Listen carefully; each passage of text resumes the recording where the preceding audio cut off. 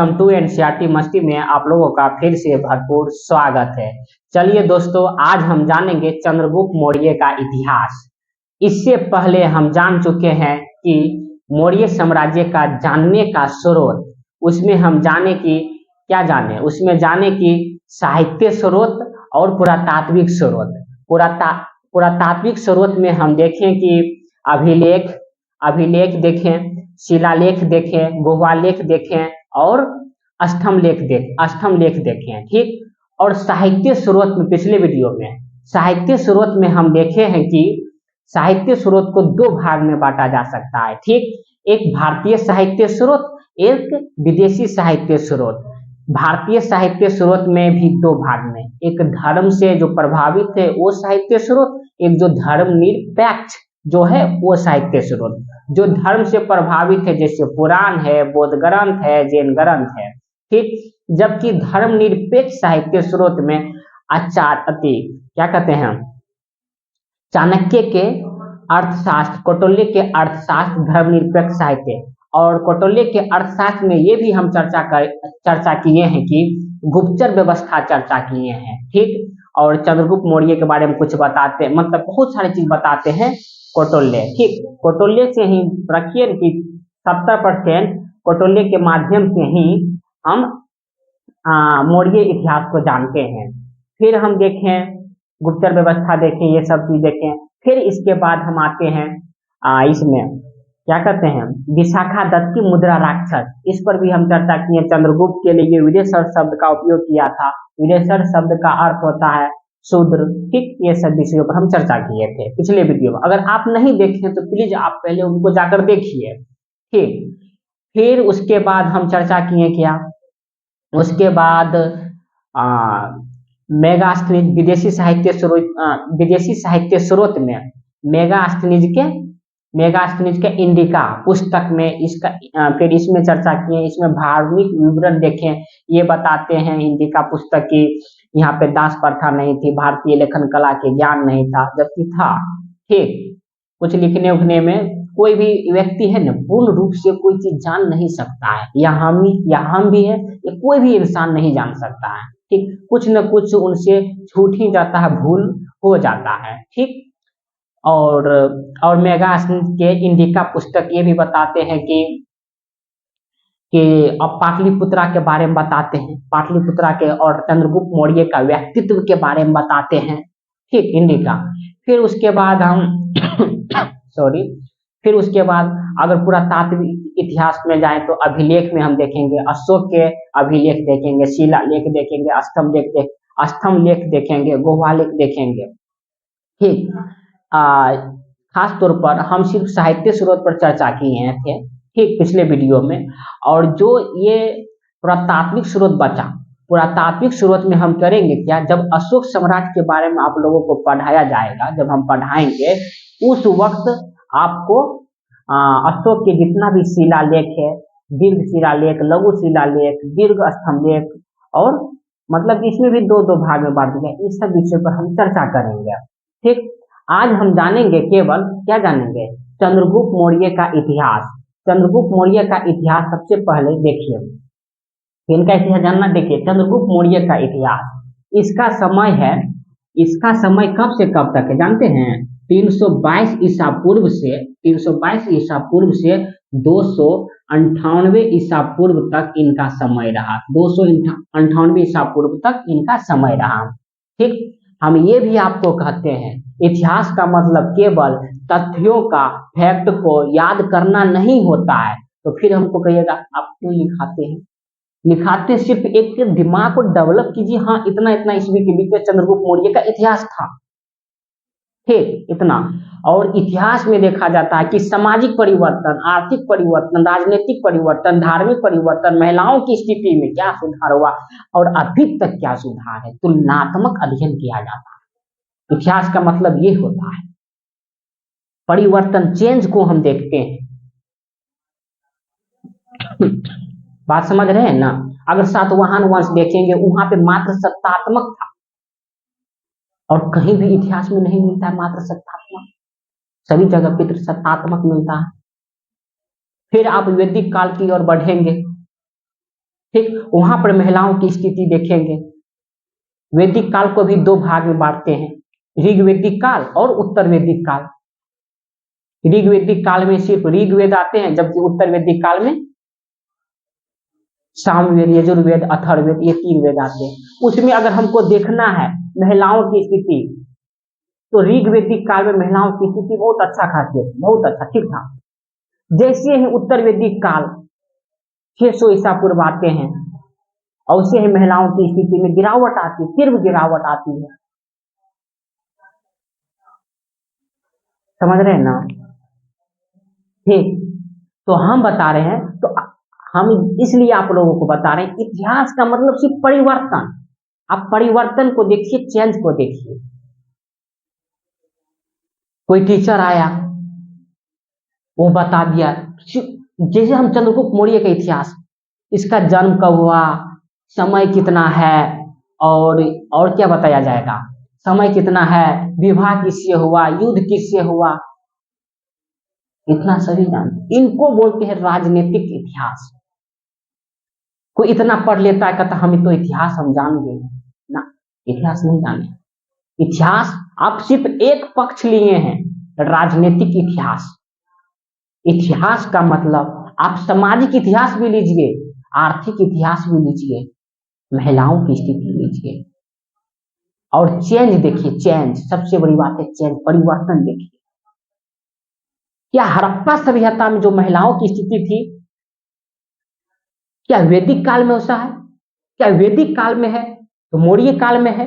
क्या मौर्य काल में है तो ब्राह्मण वंश में है? अगर ब्राह्मण वंश में है तो सातवाहन वंश में है, गुप्त वंश में है, फिर मुगल में कैसा है, फिर अंग्रेजों के शासन काल में महिलाओं की स्थिति कैसी थी, या सामाजिक स्थिति, सामाजिक स्थिति, सामाजिक स्थिति, सामाजिक स्थिति। ऐसे चलिए इतिहास को लेकर, तब आपको पढ़ने में खूब रुचि बन जाएगा, खूब मजा आएगा, खूब मजा, उसको कहते हैं मजा। ठीक, तब आप कभी भी इतिहास नहीं भूल पाइएगा। ठीक, अगर आप लोगों को मांग है कि आप हमको भैया बता दीजिए कि हड़प्पा सभ्यता से लेकर कम से कम गुप्त काल तक सामाजिक स्थिति में परिवर्तन, चेंज, तो आपको हम बताएंगे। आप कमेंट के माध्यम से एक बार कीजिए, तो हम जरूर नेक्स्ट वीडियो में या एक दिन सोचकर जरूर लेकर आऊंगा कि इस तरीके से इतिहास को पढ़ाया जाए। लेकिन मैं पढ़ाऊंगा, मेरे पास डिजिटल बोर्ड भी आएगा। अभी ये बोर्ड है ना, डिजिटल बोर्ड का हम लोग सोच रहे हैं, मेरा टीम जितना भी है, हम लोग टीम सोच रहे हैं डिजिटल बोर्ड लेने के लिए। ठीक, अगर आप लोगों को कोई दिक्कत होगा, समस्या होगा, तो आप लोग इस नंबर पर, व्हाट्सएप नंबर है ये, किसी भी बातचीत से आप अगर यूपीएससी की तैयारी करते हैं, पीसीएससी की तैयारी करते हैं, या दरोगा की तैयारी करते हैं, ठीक, तो आप इस नंबर पर हमको कॉल कीजिए, हमारे टीम और साथ देंगे, और नोट्स जितना हो सके उतना हम आप लोगों को देंगे व्हाट्सएप के नंबर से। ये ग्रुप है एनसीईआरटी मस्ती का, नंबर है 6204591726। ठीक, 6204591726, ये व्हाट्सएप नंबर है। इस पर आप कॉल भी कर सकते हैं सैटरडे को और संडे को, क्योंकि हम भी व्यस्त रहते हैं आप, लेकिन व्हाट्सएप नंबर पर हम या हमारे टीम हमेशा एक्टिव रहते हैं। इस पर आप कुछ भी मैसेज कर सकते हैं पढ़ाई से रिलेटेड। बात समझ रहे हैं ना? तो इतिहास क्या होता है, इतिहास का मतलब क्या होता है, इतिहास क्यों पढ़ना चाहिए, कुछ भी करने से पहले आप सवाल करो, उस पर डाउट कीजिए, क्या करना चाहिए, हर चीज पर डाउट। ठीक, तो चंद्रगुप्त मौर्य का इतिहास चंद्रगुप्त मौर्य का इतिहास 322 से 298 ईसा पूर्व समय रहा, मोटे तौर पर इनको रखिए। ठीक, अब देखिए चंद्रगुप्त कैसे आया, कहानी बताते हैं, रोचक कहानी। देखिए कहानी के माध्यम से इनको याद रखिए इतिहास को। चंद्रगुप्त मौर्य, पहले तो इनका परिवार का साक्ष्य नहीं मिलता, इतना बात मान लीजिए। अगर आपको कोई भी किताब में कोई भी इतिहास में लिखा हुआ इनका जन्म पाटलिपुत्र में हुआ है, हम मान सकते हैं, लेकिन बहुत सारे इतिहासकार बताते हैं कि चंद्रगुप्त मौर्य का साक्ष्य नहीं है, जन्म का कोई साक्ष्य नहीं, इनका जन्म कहाँ हुआ। एक दिन ऐसा समय आया कि कौटिल्य तक्षशिला यूनिवर्सिटी के प्रोफेसर थे कौटिल्य, ठीक। और तक्षशिला किसका राजधानी, गंधार महाजनपद की राजधानी थी। तो सिकंदर का आक्रमण होता है, सिकंदर का आक्रमण होता है किस पर, तक्षशिला पर, और वहां का राजा हार मानकर स्वीकार कर लेते, अपना हार पराजित को स्वीकार कर लेते हैं, ठीक। तो तक्षशिला के प्रोफेसर कौटिल्य, जिसको आप चाणक्य विष्णुगुप्त भी कहते हैं, वो क्या करते हैं, वो कहते यार विदेशी मेरे मातृभूमि पर राज कर लेगा, और ये सिकंदर सिर्फ तक्षशिला पर ही नहीं बल्कि ये मगध की ओर भी जाना चाहता है। तो उस समय में मगध का राजा घनानंद थे, नंद वंश के राजा घनानंद। तो कौटिल्य यानी कि तक्षशिला के प्रोफेसर कौटिल्य, चाणक्य विष्णुगुप्त तीन नाम, ठीक। तो ये कौटिल्य क्या किए, बोले चलते हैं मगध की ओर, घनानंद को हम संदेश दे देते हैं, वो अपना सेना तैयार कर फिर इस पर अटैक करेगा, फिर इनको इस विदेशी को भगा दिया जाएगा, कौटिल्य सोचे। तो कौटिल्य क्या किए, फिर ये मगध आए, पाटलिपुत्र के धरती पर आए कौटिल्य। फिर जैसे ही आए कौटिल्य, तो घनानंद मदिरा पी के दमन था, पूरा घनानंद मदिरा ज्यादा पीते थे, बहुत मदिरा, ठीक। और डांस उन सबको करवाते थे, ये अपना सिंहासन पर बैठ कर देखते थे मदिरा पी रहा, बस घनानंद ऐसा शासक, ठीक। और ये जनता पर बहुत टैक्स लगाते थे, बहुत टैक्स, इससे जनता तराही माह का भाव बहुत उठ गया था। तो घनानंद, तो जैसे ही कौटिल्य गए, तो जितना भी देखे कौटिल्य आए, तक्षशिला का प्रोफेसर, ठीक। तो आने दो घनानंद बोला आने दो, आया तो क्या, आने दो, शिक्षक ही आने दो। जैसे इनके दरबार में आए, बोला घनानंद तक्षशिला में सिकंदर का आक्रमण हुआ है, और आप अपना सेना तैयार कर उस पर अटैक कर उसको भगाइए। घनानंद बोला वो तो मदिरा में गमन था, पूरा लापता। घनानंद बोले अरे यार तुम हमको शिक्षा देते हो, अहंकारी, राजा को कभी अहंकार नहीं करना चाहिए, ठीक। कभी शेर बनना चाहिए, कभी लोमड़ी भी बन जाए, यानी कि बन जाना चाहिए, सिचुएशन के अनुसार राजा को ढल जाना चाहिए, लेकिन मैदान छोड़कर नहीं भागना चाहिए, ठीक। तो कहते यार तुम हमको ज्ञान दे रहे हो, जाओ अपना निकालो इनको, घनानंद बोले इनको निकालो। तब कौटिल्य अपने शिखा को शपथ लेकर कहते, घनानंद तेरा वंश को मैं जब तक समाप्त नहीं करूंगा, एक योग्य शासक को यहां बैठाऊंगा, नंद वंश को समाप्त कर दूंगा, ठीक। तब तक इस शिखा को मैं नहीं बांधूंगा, शपथ लेते। तो फिर इनको कौटिल्य को पाटलिपुत्र से कहा जाता है, इनको निकाल दिया जाए, घनानंद कहते हैं। तो ये तो निकल जाते हैं, तब ये विचलित परिस्थिति में कौटिल्य चल देते हैं। फिर ये जाने के बाद विंध्याचल के जंगल में घूमने लगते हैं। विंध्याचल के जंगल में जैसे ही चंद्रगुप्त मौर्य को देखा, राजकीलम नामक खेल खेलता था, राजकीलम नामक खेल। तो राजकीलम नामक खेल खेल रहा था चंद्रगुप्त में। और राजकीलम क्या होता जानते हैं, देखिए ये मान लीजिए ये कोई चट्टान है, पत्थर है, इस पर एक सिंहासन बनाया जाता है, इस सिंहासन में चंद्रगुप्त मौर्य बैठा था, चंद्रगुप्त मौर्य, और इधर चारों ओर बच्चे थे, ठीक, चारों ओर क्या थे, बच्चे थे। तो इसको निर्णय दे रहे थे ये चंद्रगुप्त मौर्य सीएम कि ऐसे करो ऐसे करो, ठीक। तो कौटिल्य यहां से देखा, यार इतना छोटा सा बालक, इतना अच्छा निर्णय। कौटिल्य को दिमाग में बोला, लगता है मेरे मुसारी युग के शासक बन जाएगा भविष्य में।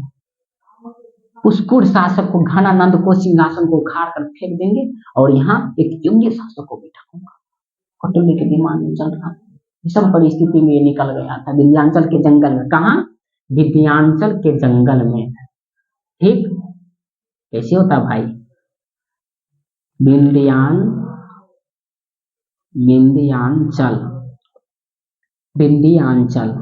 तो ये विंध्याचल के जंगल में निकल जाते हैं। ये चंद्रगुप्त मौर्य राजकीलम नामक खेल खेलते थे। राजकीलम नामक खेल खेलता हुआ दिखाई दिया इनको।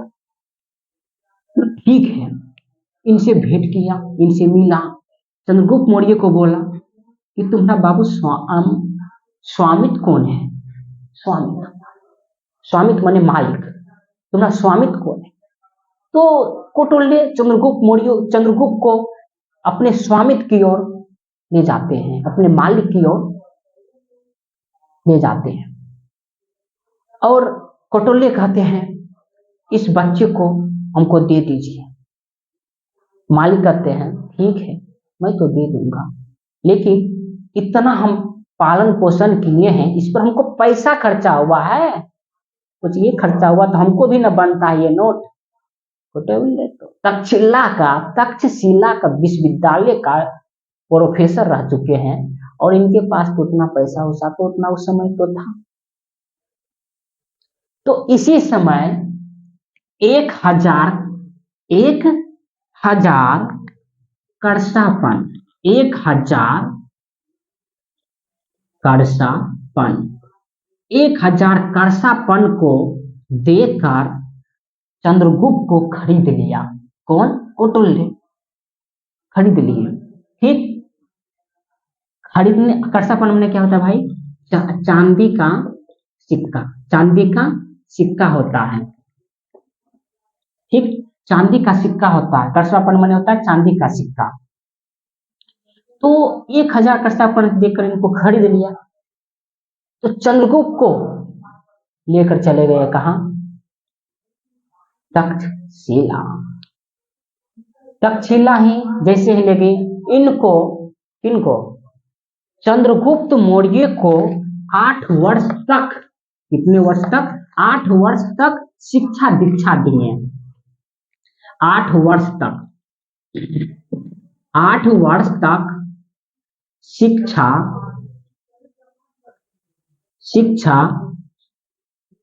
दीक्षा दी। 8 वर्ष तक शिक्षा दीक्षा दिए। एक समय आया कि 8 वर्ष तक तो शिक्षा दीक्षा हमको दे दिए, गुरुजी आप ये बताइए हमको इतना पर, मतलब कि इतना हम पे खर्चा क्यों कर रहे हैं? खर्चा करने का वजह क्या है? इतिहास में सिखाते हैं कि असली गुरु और शिष्य वही होता है जो प्रश्न पूछते हैं। जो शिष्य प्रश्न ना पूछे वो शिष्य कहने का उतना मतलब नहीं मिलेगा जितना होना चाहिए शिष्य का गुण। शिष्य का गुण है सवाल पूछना, तब वो असली शिष्य हुआ। तो चलो ठीक है, ये चंद्रगुप्त मौर्य का कौटिल्य से, क्योंकि हमको इतना शिक्षा दीक्षा क्यों दिए, हम पर इतना खर्चा क्यों कर रहे हैं? सुबह सुबह तलवारबाजी, घोड़ा सवार करना, ठीक, क्यों? आखिर क्यों? कौटिल्य कहते हैं मगध का एक नंद वंश है, नंद वंश का शासक घनानंद है। घनानंद को हमको क्या करना है? घनानंद को कोई कूट शासक है, उसको समाप्त करना है। चंद्रगुप्त मौर्य बोले चलिए वध कर देते हैं, एक ही बार में हार कर फेंक देंगे, मेरे लिए तो ये तो आम बात। कौटिल्य का ना, कौटिल्य इस समय भी एक शिक्षा देते हैं कहते देखो इतना जल्दबाजी नहीं है। सबसे पहली बात मान लो, एक एग्जांपल उदाहरण के सहित वो बताए हैं, वो अपने अर्थशास्त्र में कहते ये मान लो एक कुछ थाली है, ठीक, इसमें खीर है। क्या है? खीर। आप लोग खीर खाते हैं? बताइए तो। खीर खाते हैं तो लिखिए यस, यस लिख दीजिए तो सिर्फ यस, हम समझ जाएंगे कौन करके। यस यस कौन किया तो वो खीर खाते हैं, ठीक। तो ये मान लीजिए क्या है, ये खीर है। इस खीर को अगर आप बीच में, इसको खाना किधर से है? चंद्रगुप्त खाएंगे, खाने में क्या है, खा लेंगे। हाँ, हम लोगों को भी सवाल है, हाँ सही में खा लेंगे। अभी तो पे ही सवाल है ना, नहीं। इस खीर को अगर तुम बीच में अटैक से, बीच से खाना स्टार्ट करो, बीच से डायरेक्ट स्टार्ट खाना स्टार्ट करो, क्या होगा? चंद्रगुप्त बोला यार गुरुजी तो हाथ जल जाएगा, हाथ जल जाएगा। बोला हाँ हाँ बेटा हाथ जल जाएगा। इसको साइड से खाना पड़ेगा, साइड मतलब साइड से खाते खाते खाते बीच तक के खिचड़ी, मतलब खिचड़ी नहीं, खीर ठंडा हो जाएगा, तो फिर यहाँ तक फिर इनको भी खा लेंगे। बोला जी। तो बोले कटोले बोले यस, सही जवाब दी, सही जवाब। तो बोले कि यहाँ पर मान लो मगध है, यहाँ पर घनानंद है। कौन है? घनानंद। ये मगध, कौन? मगध, नंद वंश के मगध, ठीक। तो ये घनानंद है। अब बताओ इनको खाना है? तो नहीं, समझ गए गुरुजी। पहले जितना भी छोटा, मतलब कि भारत के सीमा पर जितना छोटे छोटे प्रांत राज्य है, ठीक, छोटे छोटे राज्य प्रांत जो है, पहले इनको पराजित करना है। इस पर पराजित कर कर अपना सैन्य मजबूत करके तब इस पर अटैक करना है, तब इसको एक बार में वध कर कर वंश को समाप्त कर देंगे और मौर्य वंश की स्थापना करेंगे। बोले हाँ। तो एक कोटोले एक और एग्जांपल देते हैं, कहते ये मान लो ये क्या है? रोटी, चपाती। चपाती, पनीर रोटी खाते हैं, पनीर रोटी खाने में बहुत मजा आता है, चपाती, ठीक। तो ये चपाती है। तो ये चपाती का अगर तुम बीच में अटैक करोगे क्या होगा? हाथ जल जाएगा। इसको भी हम साइड से खाते हैं। बचपन में मम्मी, हमारी मम्मी खास कर लोग कहते हैं, जब रोटी हम खाते थे डायरेक्ट बीच में अटैक करते थे, हाथ जल गया। एक दिन समझाया मम्मी बेटा ऐसे मत खाओ, रोटी को साइड से खाया जाता है, और रोटी को सिर्फ आधा आधा करके फिर उनको, हम तो ज़्यादा अपना मम्मी के साथ ज़्यादा दिन तो नहीं बिता पाए। कहने का मतलब कि शहर बाजार में पढ़ने के लिए भेज दिया गया। हम एक गांव से आते हैं, ठीक, और कम से कम हम 10 वर्ष के हुए तो हम पढ़ने के लिए घर से, हमको मतलब घर से निकल गए पढ़ने के लिए। अभी तक हमारी मम्मी बातचीत करते हैं सब चीज़, उसके बाद आते हैं और हम भी 1 वर्ष 2 वर्ष के, मतलब 1 वर्ष नहीं सॉरी, एक मतलब कि 8 9 10 मंथ के बाद हम गांव जाते हैं घूमने के लिए, मम्मी को सी। तो देखिए सबका अपना अपना रुचि है, ठीक। तो ये बात रोटी का एग्जांपल दिया है, ये भी समझ गया तो चलो ठीक है। तो 8 वर्ष तक शिक्षा दीक्षा दिए, क्यों दिए? क्योंकि इसको समाप्त करना था, बीच वाले को, मगध को, नंद वंश के घनानंद शासक को, पूर्व शासक को, जो जनता पर अधिक टैक्स लगाते थे ना, उनको समाप्त करना है।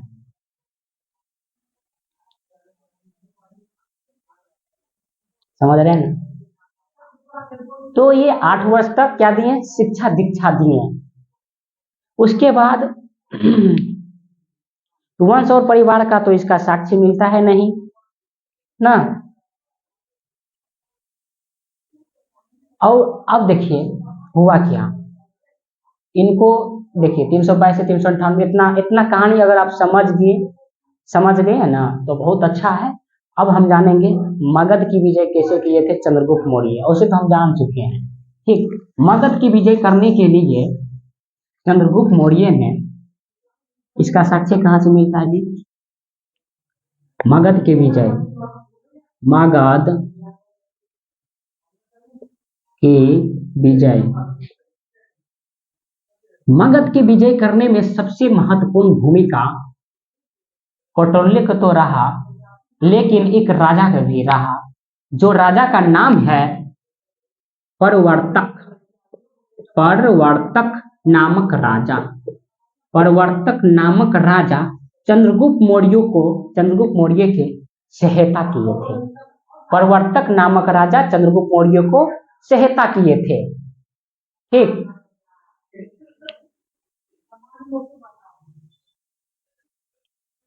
तो परवर्तक नामक राजा चंद्रगुप्त मौर्य को सहायता किए थे मगध के विजय में। ठीक, और प्रवर्तक नामक दूसरा पॉइंट, एक परिशिष्ट पर्व, परिशिष्ट पर्व, ये जैन ग्रंथ है। कौन ग्रंथ है? जैन ग्रंथ। जैन ग्रंथ के अनुसार ये पुस्तक भी बताते हैं, ये साक्ष्य हुआ, साहित्य स्रोत आप लिख सकते हैं। ठीक, ये बहुत एग्जाम में पूछे जाते हैं कि मौर्य साम्राज्य का इतिहास का जानने का स्रोत का व्याख्या करें, या तो प्राचीन इतिहास का जानने का स्रोतों को व्याख्या करें 250 शब्दों में। बहुत सारे एग्जाम में पूछे गए हैं। और आपको इतिहास पढ़ रहे हैं जब, तो इतिहास पढ़ने से पहले आप जानिए कोई भी इतिहास को हम कैसे जानते हैं, तो हम पिछले वीडियो में बताए हैं। तो एक पुस्तक और आया है, परिशिष्ट पर्व, जैन ग्रंथ है, ये भी बताते ये मगध के विजय कैसे किए, इस तरीके से हम बताए हैं। ठीक, एक पुस्तक और आता है, जो पुस्तक का नाम आप सुने हैं, मुद्रा राक्षस। मुद्रा राक्षस, बताइए मुद्रा राक्षस पुस्तक का लेखक कौन है? मुद्रा राक्षस पुस्तक भी बताते हैं मगध की विजय कैसे हुआ, मगध की विजय चंद्रगुप्त मौर्य ने कैसे किए थे। परिशिष्ट पर्व और मुद्रा राक्षस दो पुस्तक है जो मगध के विजय के बारे में बताते हैं। देखिए, भारतीय साहित्य स्रोत में धर्म से जो प्रभावित है, हम क्या बोलते हैं, एक तो जैन ग्रंथ भी बताते हैं, बौद्ध ग्रंथ भी बताते हैं, पुराण भी बताते हैं। पुराण कितने होते हैं? 18 पुराण होते हैं, भागवत पुराण, विष्णु पुराण, शिव पुराण, है ना। तो एक मुद्रा राक्षस तो विद्या, ये तो उसका परिशिष्ट पर्व, जैन ग्रंथ, ये भी बताते हैं। ये धर्म ग्रंथ साहित्य स्रोत में आप नोट कर सकते हैं। ठीक, तो ये मगध की विजय से किए थे, और पहले भी आप लोगों को हम बता चुके हैं। अब इसके बाद आप कोई भी पुस्तक पढ़िए तो आपको समझ में आ जाएगा अवश्य, कोई दिक्कत नहीं होगा। दिक्कत होगा तो जो नंबर दिए हैं आप उस नंबर पर फिर कॉल कीजिए। जो आपको टॉपिक है, टॉपिक पर चर्चा करने के लिए इंटरव्यू पर बोले कि इंटरव्यू पर ये टॉपिक पर चर्चा कर लीजिए, एक बार हम चर्चा करेंगे, अवश्य चर्चा करेंगे, चर्चा कर लेंगे ना। इंटरव्यू बनाते हैं, पोस्टकास्ट भी बनाते हैं। ठीक, आजकल बेटियों की हत्या क्यों, क्लाइमेट चेंज, हम सभी मरेंगे, ये सब बना चुके हैं ना। तो ये तो मगध की विजय के बारे में हुआ। अगर आप लोग खाना खा रहे हैं तो खाना खाते खाते पढ़िए। ये पढ़ना सिर्फ नौकरी पाना नहीं है, पढ़ने का मतलब नौकरी नहीं, पढ़ने का मतलब जिंदगी बेहतर जिया जा सके। इतिहास, कोई भी व्यक्ति कहता है इतिहास आखिर क्यों पढ़े, ये तो मगध की विजय के बारे में हम समझ गए, जितना बताया उतना समझे है ना। कोई भी इतिहास को पढ़ने से पहले प्रश्न कीजिए इतिहास आखिर क्यों पढ़े। अगर आप ज्योग्राफी पढ़ रहे हैं तो उस पर भी, ज्योग्राफी पढ़ने से क्या फायदा, सिर्फ नौकरी, क्या आता है नौकरी से? रविदास तो अनपढ़ थे, फिर भी एक महान कवि कहलाए। सिर्फ पढ़ने से ही सब चीज होता है? बताइए, नहीं। पढ़ने से आपका जीवन बेहतर हो सकता है। बेहतर का मतलब सिर्फ ये नहीं है कि आर्थिक में बेहतर, बेहतर में मतलब कि आंतरिक ज्ञान में बेहतर। क्या सचमुच में शिक्षा पिछड़ते जा रहे हैं? इस पर भी हम इंटरव्यू बना चुके हैं, आप उनको देख लीजिए एक बार। ज्ञान का मतलब क्या? ये देखिए, अगर हमसे पूछा जाए तुम कौन हो, तुम कौन हो, मैं कौन हूं, हु एम आई, सुबह का नाम बताएंगे, मेरा नाम सुनील, और उसके बाद कहेंगे पिता का नाम ये, माता का नाम ये, मेरा घर यहाँ। ठीक, तो हम ये बैग पीछे वाले चीज हम बता रहे हैं, अपने माता का बता रहे हैं, अपने पिताजी का बता रहे हैं, अपने मेरा घर कहाँ हुआ, ये चीज के बारे में हम बता रहे हैं, हम अपना इतिहास बता रहे हैं ना। उसी तरीके से आपको पूछ दिया जाए भारत क्या है, तो भारत का हम इतिहास बताते हैं। मौर्य, चंद्रगुप्त मौर्य, हम उस धरती से आते हैं जो अशोक सम्राट की धरती से आते हैं, बुद्ध की धरती से आते हैं, चंद्रगुप्त मौर्य की धरती से आते हैं, गर्व से बोलिए। ठीक, और अपने नाम के पीछे मौर्य लगाए, जाति नहीं, हम यादव है, हम ये है, हम ये है, मिश्रा उसरा, सब कुछ नहीं लगाई, हम कहते हैं मौर्य की धरती से आते, बुद्ध की धरती से आते। अगर नाम के पीछे लगाना तो लगाइए सिर्फ, जैसे मान लीजिए आपका कोई भी नाम है गौतम, मान लीजिए गौतम, तो गौतम भरतवंशी लगाइए, गौतम यादव नहीं, गौतम महतो नहीं, गौतम और कुछ नहीं, मिश्रा नहीं, ये सब चीज नहीं। हम जाति को संकेत नहीं कर रहे हैं, आप जाति को नाम पीछे हटा दीजिए, नाम से नाम के जो बाद लगता है जाति का नाम शब्द, जाति किसी को जाति नहीं, हम कहते हैं अब नहीं, अब चले जाओ भाई, अब मेरे नाम के आगे लगेगा भरतवंशी, केवल मैं भारत का नागरिक हूं ना। तो मगध की विजय कैसे कैसे हुआ ये जान चुके हैं। अब हम जानेंगे सेलुकस से युद्ध। सेलुकस, आप लोग कितने लोग चाहते हैं कि डिजिटल बोर्ड हो जाना चाहिए? बोलिए, जरूर मैं डिजिटल बोर्ड लूंगा, जरूर।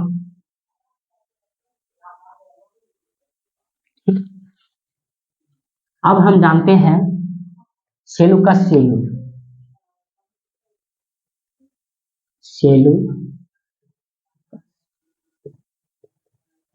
सेलुकस, देखिए सेलुकस का पहले कॉन्सेप्ट समझिए। ठीक, देखिए सेलुकस निकेटर भी कहा जाता है। निकेटर का अर्थ विजेता होता है, क्या होता है? निकेटर, सेलुकस निकेटर इनको बोलते हैं। उसे निकेटर का अर्थ होता है विजेता, विजेता। ओके, देखिए सेलुकस निकेटर के ये भी किसी के सेनापति थे, तो किसके सेनापति थे बताइए? सिकंदर, अलेक्जेंडर सिकंदर, नाम सुने? इसका नाम कौन नहीं सुना, सब सुने। सिकंदर, सिकंदर के सेनापति सेलुकस, हम क्या बोले थे, तक्षशिला में आक्रमण हुआ था, और आक्रमण कौन किए थे? सिकंदर। कौन? सिकंदर, इनको पहले हटाइए, हटा दीजिए, हट, सिकंदर। अब सिकंदर ने आक्रमण किए तक्षशिला पर, और तो सिकंदर इस समय का, इसके समकालीन राजा घनानंद थे, तो ये मगध की ओर बढ़ रहा था, मगध की ओर, तक्षशिला पर विजय प्राप्त करने के बाद मगध की ओर बढ़ रहा था इसका सेना। तो कौटल्य गया था मगध में कि आप उनको रोकिए, ऐसे ऐसे कीजिए घनानंद को, तो वो मदिरा में मगन थे। तो मदिरा में मगन होने के बावजूद वो यानी कि अहंकारी भाव से चाणक्य को निकाल दिया गया।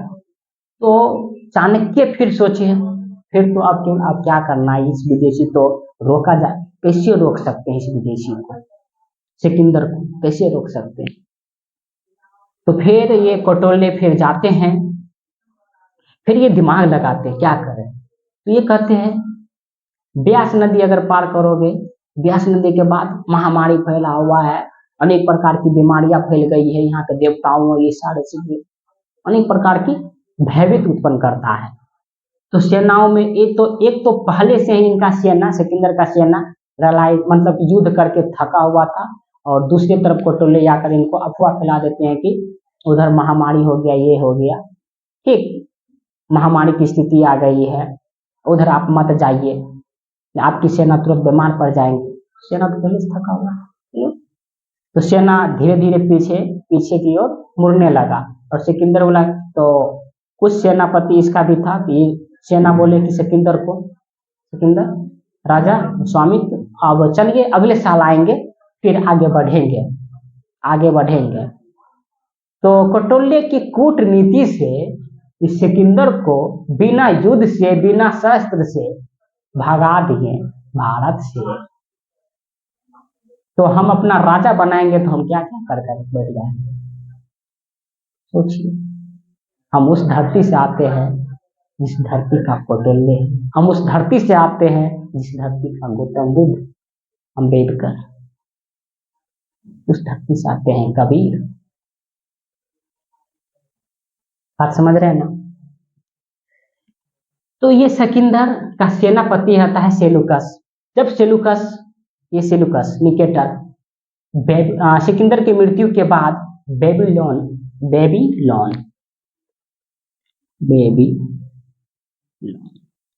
बेबीलोन का राजा बना। ठीक, बेबीलोन का राजा बनते ही सिंधु विक्टोरिया क्षेत्र को विजय प्राप्त करने के पश्चात सिंधु नदी पार करते हैं, और सेलुकस कहते हैं, सेलुकस निकेटर, मेरे स्वामित्व सिकंदर आधा अधूरा का भारत का विजय किए थे। ये सिकंदर, सोचिए, मैं उसका सपना पूरा करने के लिए जा रहा हूँ, ये कह रहा है मैं इनका सपना पूरा करने के लिए जा रहा हूँ, भारत की विजय करूंगा और मेरा शासन रहेगा। कौन कह रहा है? सेलुकस निकेटर कह रहा है। सेलुकस निकेटर जब पश्चिमी क्षेत्र पर आते हैं, पश्चिमी क्षेत्र समझते हैं ना, बेबीलोन का राजा था। लिखते चलिए, जो जो पॉइंट आपको लिखने योग्य है आप लिखते चलिए। जैसे बेबीलोन लिखा है, सिकंदर का सेनापति थे सेलुकस, ये लिखिए, जितना जितना बोर्ड पर जो लिखते हैं उनको आप लिखिए। सिकंदर के क्या बोल रहे थे? सेलुकस, सिकंदर, हाँ, भारत। देखिए ये भारत,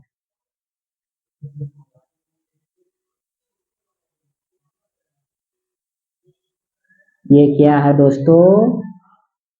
भारत।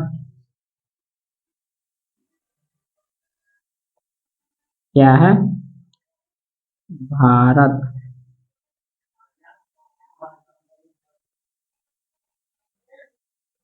ये क्या है दोस्तों? भारत। ठीक, अब इस भारत पर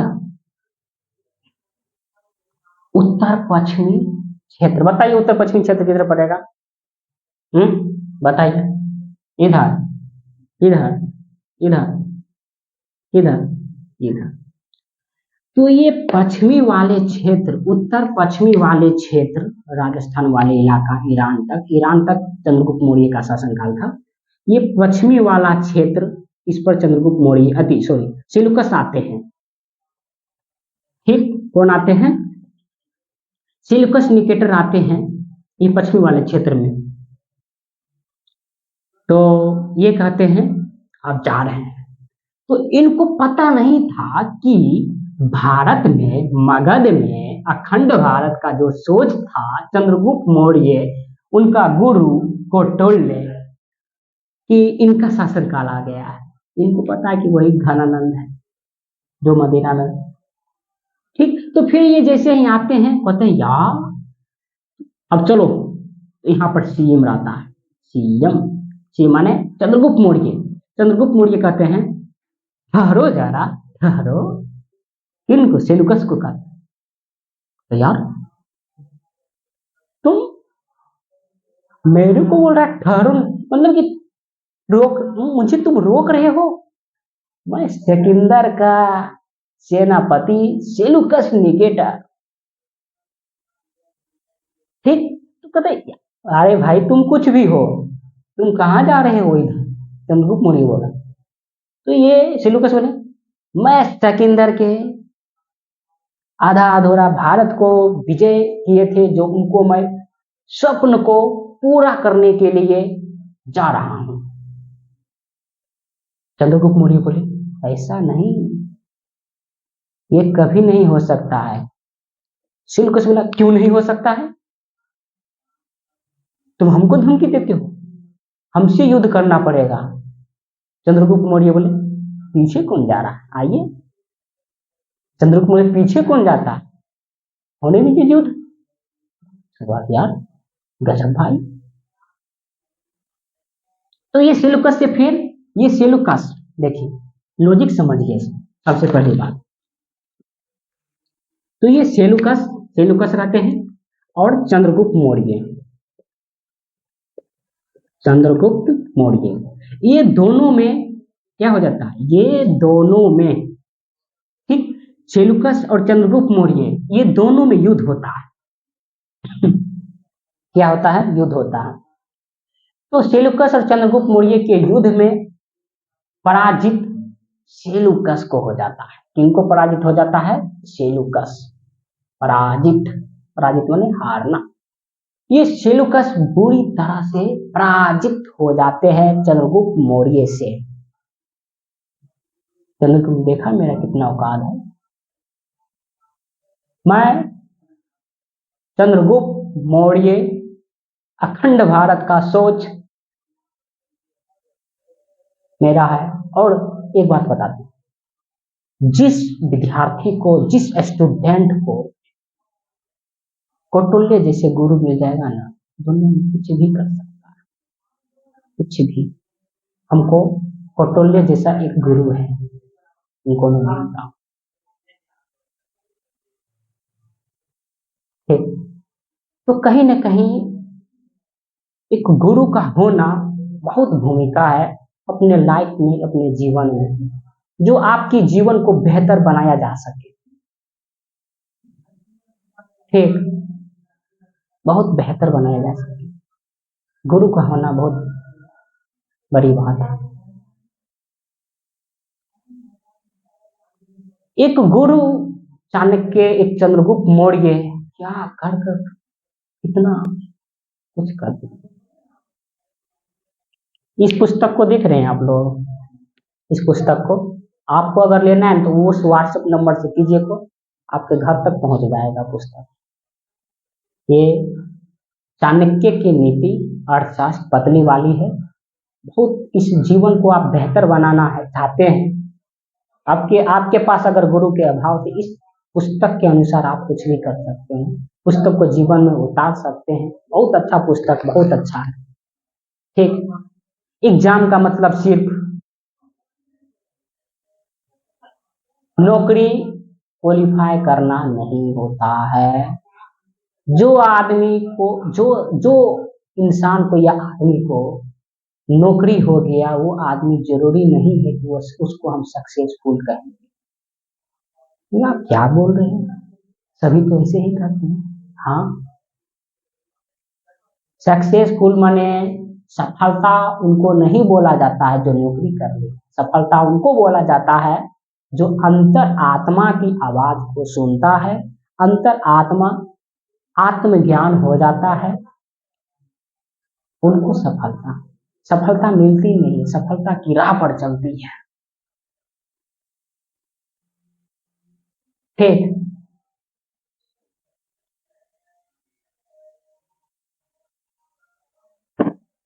तो ये चंद्रगुप्त मौर्य और सेलुकस से युद्ध हुआ। ये सेलुकस पराजित हो जाते हैं और इसके बाद प्रथम अंतरराष्ट्रीय संधि 304 ईसा पूर्व, कब 304 ईसा पूर्व पहली बार, प्रथम। इससे पहले आप संधि नहीं देखे होंगे, कोई भी इतिहास पढ़िए, आप संधि नहीं देखे होंगे। प्रथम बार ये संधि होता है सेलुकस और चंद्रगुप्त मौर्य के बीच में। ठीक, ये दोनों के बीच में प्रथम बार क्या हो जाता है, संधि होता है। सेलुकस योग्य शासक है, कर्मठ शासक, लोकप्रिय शासक है। ऐसे हमारे यूनान में तो देवता का कौन कहते हैं? सेलूकस। ठीक। तो प्रथम अंतरराष्ट्रीय संधि होता है। इस अंतरराष्ट्रीय संधि में ही सेलूकस के एक पुत्री जिसका नाम हेलेना, क्या नाम है? जिसका नाम क्या है? इसका नाम क्या है? हेलेना। हेलेना, सेलूकस की पुत्री हेलेना, हेलेना का विवाह चंद्रगुप्त मौर्य से करा देते हैं। चंद्रगुप्त मौर्य से हेलेना का विवाह करा देते हैं। ठीक। और इस सेलूकस और चंद्रगुप्त मौर्य के संधि के बीच में कुछ तो बाउंड्री होना चाहिए ना। मेरा क्षेत्र इधर, तुम्हारा क्षेत्र इधर, मैं नहीं आ सकता हूं आपके सहमति से, मैं भी आपके सहमति से नहीं आऊंगा। ठीक। देख रहे माइक बढ़ता है कि नहीं? माइक इसका चार्ज भी समाप्त हो जाता है। अभी ज्यादा चीज टेक्नोलॉजी में मतलब बहुत अभाव है, कमी है, और उस सब चीज को मैं पूर्ति करने के लिए खुद कोशिश कर रहा हूँ। और मैं सोच रहा हूँ जनवरी मार्च में 2025 में डिजिटल बोर्ड हो जाता तो आप लोगों को भी पढ़ने में बहुत मजा आ जाता, बहुत मजा ना। तो ये 304 ईसा पूर्व में पहला अंतरराष्ट्रीय संधि होता है, हेलेना से विवाह होता है चंद्रगुप्त मौर्य से। फिर उसके बाद क्या होता है? तो हाँ, कुछ बाउंड्री होना चाहिए, हाँ होना चाहिए। तब कुछ एक बाउंड्री का नाम देते हैं, 304 ईसा पूर्व संधि लिख लीजिएगा, हिंदू। तो क्या बता रहे थे दोस्तों? हिंदू कोश बाउंड्री बना, पर्वत, हिंदू कोश पर्वत बाउंड्री बना चंद्रगुप्त मौर्य और सेलूकस का। ये मेरा क्षेत्र, ये आपका क्षेत्र। और सेलूकस के पुत्री हेलेना का विवाह चंद्रगुप्त मौर्य से हो गया। इसका एक इतिहासकार है, वो लिखते हैं, विसेंट सीमत। कौन? विसेंट सीमत। कहाँ लिखूं?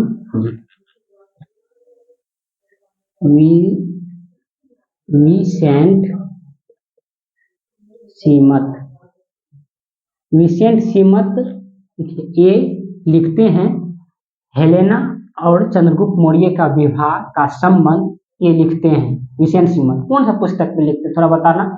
भूल रहा हूँ, बताना थोड़ा, क्या मतलब बताइएगा एक बार, कौन सा पुस्तक है, या गूगल कर बताइएगा कमेंट के माध्यम से। देखिए, हेलेना और चंद्रगुप्त मौर्य तो विवाह हुआ। विवाह तो ऐसे तो नहीं किए जाते हैं, पहले दहेज लिए जाते थे। दहेज में क्षेत्र को, अगर बिंबिसार को, हर्यक वंश का बिंबिसार को देखा जाए, वो भी दहेज में एक कूटनीति विवाहिक संबंध थे, अनेक विवाह वाला संबंध करके वो अपने क्षेत्र को, मगध को विस्तार करना चाहते थे बिंबिसार। कहीं न कहीं चंद्रगुप्त मौर्य भी कहते हैं हमको अखंड भारत का बनाना है, तो हमको बहुत सारे क्षेत्रों को लेना पड़ेगा ना। तो दहेज में चार प्रांत दिए थे, दहेज में 4। पहला एरिया, दूसरा, एक सेकेंड, दूसरा आपका पेसेनिसाइड, पेसेनिसाइडाई। ठीक। तीसरा आराकोसिया, चौथा जुड्रोसिया। ये 4 प्रांत दिए सेलूकस ने चंद्रगुप्त मौर्य को दहेज में।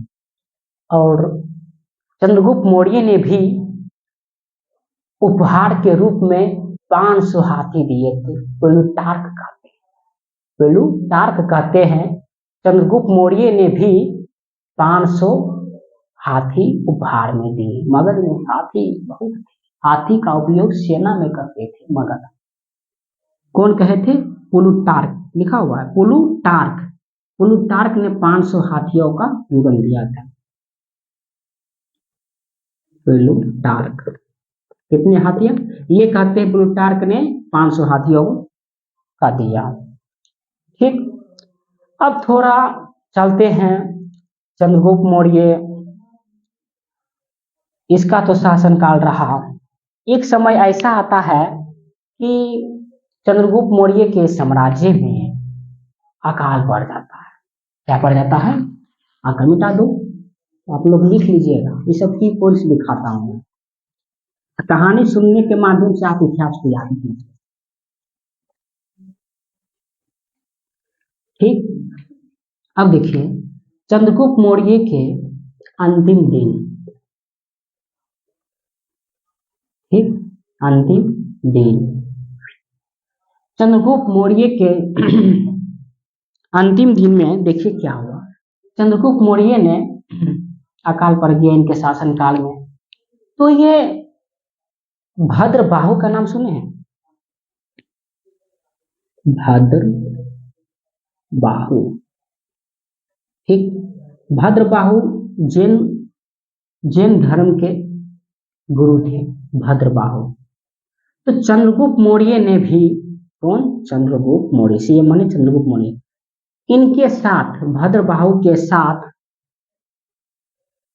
जैन धर्म अपना लेते। चंद्रगुप्त मौर्य कौन धर्म अपनाते? जैन धर्म।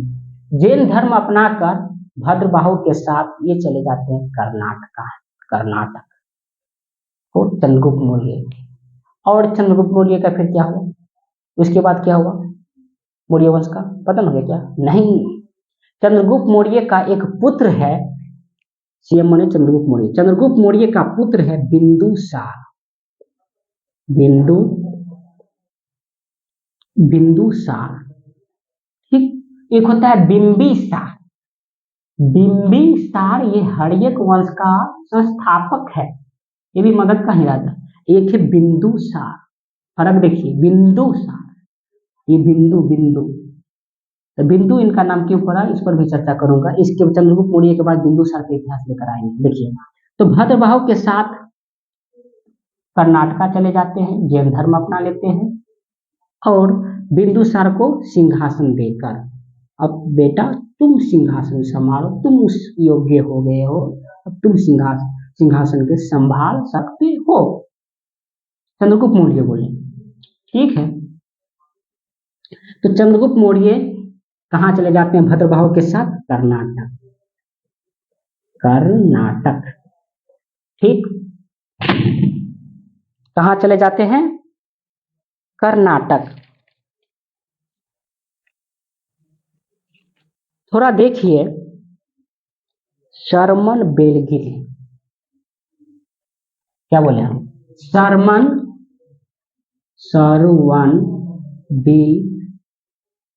गिरी शरमन बेलगिरी एक पहाड़ी चोटी है। इस जगह चले जाते हैं कौन? चंद्रगुप्त मौर्य। जाने के बाद भद्रबाहु के साथ संलेखना, जानते हैं? संलेखना अपना लेते हैं। तो हम पहले बता दिए हैं कि जैन धर्म अपना लिए चंद्रगुप्त मौर्य, तो ये संलेखना अपना लेते हैं। संलेखना, भाई संलेखना क्या होता है बताइए? या संथारा अपना लिए, संथारा भी कहा जाता है,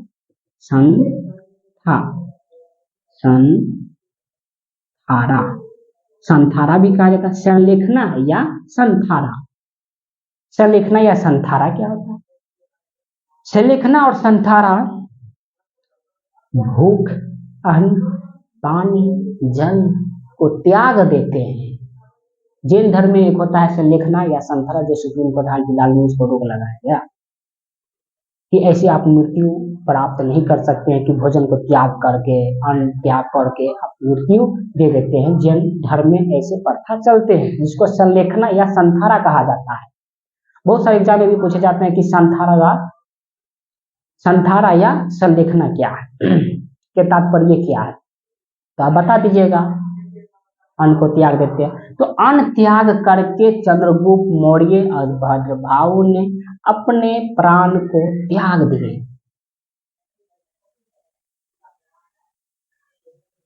ठीक, तो फिर इसके बाद इसका शासनकाल आता है बिंदुसार। तो बिंदुसार का शासनकाल आता है। अब हम लेकर आएंगे बिंदुसार का इतिहास जानने का स्रोत, बिंदुसार का इतिहास, इसके बारे में पढ़ेंगे, ये कैसा शासक है। फिर इसके पुत्र आते, बिंदुसार के पुत्र अशोक सम्राट, चंद्रगुप्त मौर्य के पोता, क्या चीज, पोता। ठीक,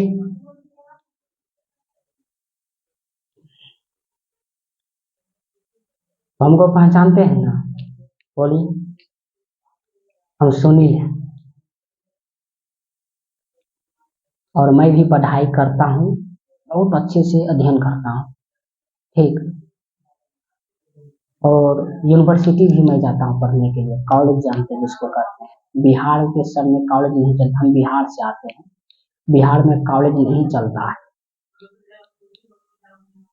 तो यहाँ पर हम यूनिवर्सिटी जाते हैं DU पढ़ने के लिए, और बहुत अच्छा पढ़ाई होता है, बहुत अच्छा, प्रोफेसर के साथ पढ़ते हैं, बहुत अच्छा लगता है पढ़ने उठने में। तो अगर आप लोग भी मेरे जैसा बनना चाहते हैं तो आप लोग एक छोटा सा एग्जाम दीजिए, CUET।